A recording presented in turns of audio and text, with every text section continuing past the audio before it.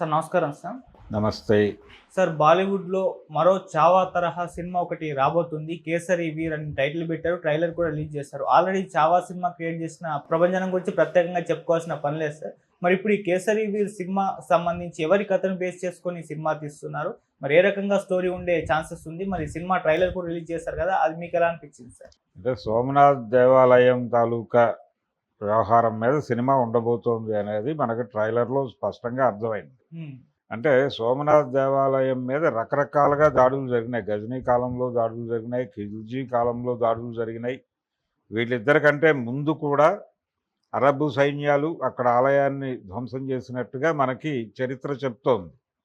ఇలా దాదాపు లభిస్తున్నటువంటి చరిత్ర ప్రకారమే దాదాపు 5, 6 సార్లు దాని మీద దాడులు జరిగినాయి. ఔరంగజేబ్ కూడా దాడి చేశాడు అనేది ఉన్నటువంటి విషయం. అలాగే ఖిల్జీని మెప్పించటం కోసం ఒక సైన్యాధ్యక్షుడు అక్కడ ఉన్నటువంటి శివలింగాన్ని ముక్కలు చేశాడు అనేది కూడా చరిత్రలో ఒక నిక్షిప్తమైనటువంటి ఒక విషయం. ఈ నేపథ్యంలోనే గజనీ రోజుల్లో అక్కడ ఆలయం మీద జరుగుతున్నటువంటి దాడుల్ని ప్రతిఘటిస్తూ అక్కడ ఉన్నటువంటి ఒక రాజపుత్ వీరుడు తిరుగుబాటు ప్రకటించి, గోపాల్ అతని పేరు, అతను తిరుగుబాటు ప్రకటించి యుద్ధం చేశాడు అనేది కూడా చరిత్రలో ఒక విషయం ఉంది. ఇలా ప్రతి సందర్భంలోనూ ఆలయాన్ని కూల్చడానికి జరిగినటువంటి ప్రతి ప్రయత్నంలోనూ అప్పుడు అరబ్బులు చేసినప్పుడు, తర్వాత చాళుక్యుల కాలంలోనూ అక్కడ రకరకాలుగా పునర్నిర్మాణం కూడా జరిగింది. ఎప్పటిదాకా పునర్నిర్మాణం జరిగిందంటే ఈ మధ్య కాలంలో కూడా ఆలయ పునర్నిర్మాణం జరిగింది. ఏది దిగ్విజయ్ సింగ్ ఆధ్వర్యంలో కూడా జరిగింది. కాబట్టి సోమనాథ్ ఆలయం మీద జరిగినటువంటి దాడులు అది శివుడి మీద జరిగిన దాడిగా, పైగా రావణుడు వచ్చి అక్కడ పూజలు చేసుకున్నాడు అనేది కూడా ఒక పురాణ కథ ఉంది. దీనికి ఆ శివలింగం ఎవరు ప్రతిష్టాపన చేశారు అంటే, చంద్రుడు శివుడి గురించి తపస్సు చేసి అక్కడ శివలింగ ప్రతిష్ఠ చేశాడని, ఆ సందర్భంగా ఏర్పడినటువంటి ఆలయం అని, ఇలా రకరకాల పౌరాణిక స్థల పురాణాలు కూడా ఉన్నాయి.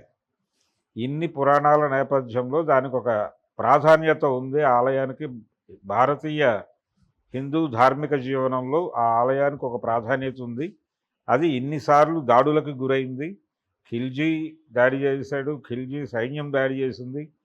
ప్రారంభంలో అరబ్బుల సైన్యాలు దాడులు చేశాయి. ఆ తర్వాత రోజుల్లో గజనీ దాడి చేశాడు. ఇలా రకరకాల ఔరంగజేబు దాడి చేశాడు. ఇలా 100 రకాల దాడులు జరిగి ఉన్నాయి అక్కడ. కాబట్టి ఈ దాడుల నేపథ్యంలో భారతదేశంలో ఉన్నటువంటి హిందూ ధర్మం మీద పరాయి ధర్మాలు జరిపినటువంటి దాడుల్లో భాగంగా దీన్ని ఎస్టాబ్లిష్ చేస్తూ ఈ సినిమాని ఇప్పుడు ఈ కథతో, ఈ నేపథ్యంలో కథని నిర్మించి దాన్ని వ్యతిరేకించిన, గజనీని వ్యతిరేకిస్తూ బలంగా నిలబడినటువంటి రాజపుత్ వీరుల కథల్లో నుంచి కొన్ని ఎలిమెంట్స్ తీసుకుని ఒక క్యారెక్టర్ని డిజైన్ చేసి ఆ క్యారెక్టర్ని హీరోగా ప్రొజెక్ట్ చేసి ఇప్పుడు ఈ సినిమా తీస్తున్నారు అనేది స్పష్టంగా ట్రైలర్ నుంచి, టీజర్ నుంచో మనకు అర్థమైంది. ఈ కేసర్ వీర్ అనేటువంటి టైటిల్ నుంచి. ఇది కూడా ప్రాపగాండా సినిమాల్లో క్రమంలో భాగంగానే ఈ సినిమా రూపొందించడం జరిగింది.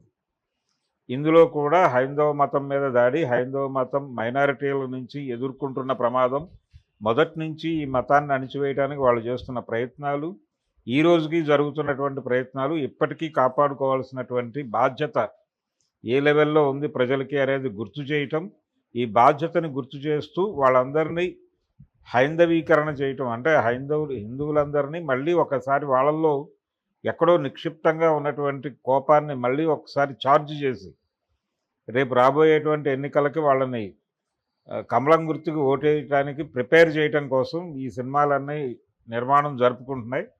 ఆ ప్రాసెస్లో చేసినటువంటి సినిమానే ఇది.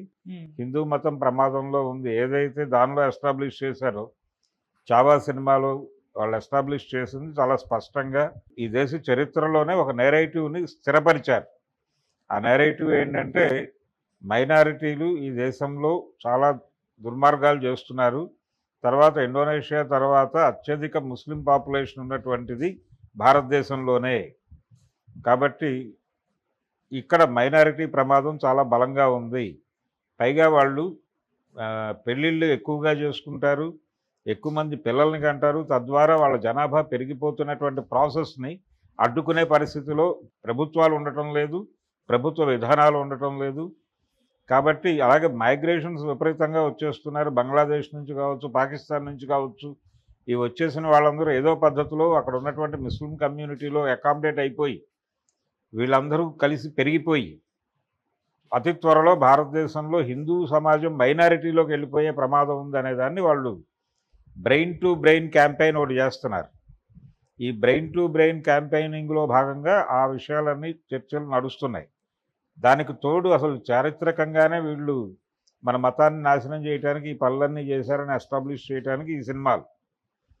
ఔరంగజేబ్ అనేవాడు పెద్ద విలను భారతదేశ చరిత్రలో. అంటే ఆటోమేటిక్‌గా ఇప్పుడు నిన్న ఏదో సినిమా ఈవెంట్‌లో ఆయన విజయ్ దేవరకొండ మాట్లాడుతూ, ఆ రోజుల్లో నేనుంటే ఔరంగజేబుని అంతు చూసేవాడిని అన్న టైప్‌లో మాట్లాడాడు. ఔరంగజేబుని విలన్ అనేటువంటి నేరేటివ్‌లో మాట్లాడాడు. ఈ నేరేటివ్ ఎక్కేసింది జనాలకి. హిందూ హీరో శివాజీ, ముస్లిం విలన్ ఔరంగజేబ్ అనేటువంటి ఒక నేరేటివ్‌ని జనం బుర్రలో స్థిరపరిచారు. నిజానికి ఔరంగజేబు కూడా ముస్లింల మీద దాడులు చేశాడు. గోల్కొండ నవాబు మీద దాడి చేశాడు. ఇక్కడ మసీదు కూల్చాడు. ఈ చరిత్రలు అన్నీ ఉన్నాయి. అది ఆయన రాజ్య విస్తరణ కార్యక్రమంలో భాగంగా సౌత్‌కి ఎక్స్పాండ్ అవ్వడం కోసం ఆయన ఎక్కువ రోజులు గడిపింది దక్కన్‌లోనే. మహారాష్ట్రలో ఎందుకున్నాడు? మహారాష్ట్ర సౌత్ ఇండియానే. ఏదో నార్త్ ఇండియా అనుకుంటారు కానీ అది సౌత్ ఇండియానే. అక్కడ కూర్చుని ఆపరేట్ చేసే ప్రయత్నం చేశాడు దక్కన్ని. అందులో భాగంగా గోల్కొండ నవాబుల మీద ఆయన దాడులు పదే పదే చేశాడు. ఇక్కడ మంత్రుల్ని వాళ్ళని దొరికిన మేరకు తీసుకెళ్ళి కంట్రోల్లోకి తీసుకునే ప్రయత్నం కూడా చేశాడు ఆయన. ఇవి మాట్లాడరు. అలాగే ఆయన కట్టించినటువంటి ఆలయాలు ఉన్నాయి, వాటి గురించి మాట్లాడరు. ఆయన సైన్యంలో ఉన్నటువంటి హిందువుల గురించి మాట్లాడరు. కీలక నిర్ణయాలు తీసుకునేటువంటి పొజిషన్స్లో కూడా ఔరంగజేబు ప్రభుత్వంలో హిందువులు వ్యవహరించారు. అలాగే శివాజీ సైన్యం, శివాజీ కూడా ఆయనేమి హిందూ ధర్మోద్ధారకుడు కాదు. ఆయన ఒక మున్సబ్దారు, సాధారణ మున్సబ్దారు నుంచి రాజుగా తనని తాను ప్రమోట్ చేసుకోవడం కోసం జరిపినటువంటి ప్రయత్నంలో భాగంగా చాలామందిని గాయపరిచాడు. ఆ గాయపరిచిన వాళ్ళందరూ ఔరంగజేబుని ఆశ్రయించి ఔరంగజేబు ద్వారా ఇతన్ని కంట్రోల్ చేయడానికి ప్రయత్నం చేశారు. ఈ ప్రయత్నంలో భాగంగా చివరికి శివాజీ రాజ్యం ఎవరి హస్తగతం అయిందని చూస్తే పీష్వాల హస్తగతం అయింది. ఔరంగజేబు హస్తగతం కాలేదు. ఇది చరిత్ర స్పష్టంగా చెప్తున్న విషయం. పీష్వాలు అంటే ఎవరు? వాళ్ళు బ్రాహ్మలు. కాబట్టి బ్రాహ్మల హస్తగతం అయింది రాజ్యం. బ్రాహ్మల హస్తగతం అయ్యి ఇప్పుడు బ్రాహ్మలే శివాజీని తమ నాయకుడిగా, తమ హీరోగా ప్రొజెక్ట్ చేసేసి, ఔరంగజేబుని విలన్గా ప్రొజెక్ట్ చేసి ఒక నేరేటివ్ని ప్రజల బుర్రల్లో పంప్ చేసేసారు. అది స్థిరపడిపోయింది. ఈ స్థిరపడిపోయిన సినిమా ఎలాగైతే చావా చూసారో ఇప్పుడు ఈ వీర్ సినిమా కూడా అలాగే చూస్తారు.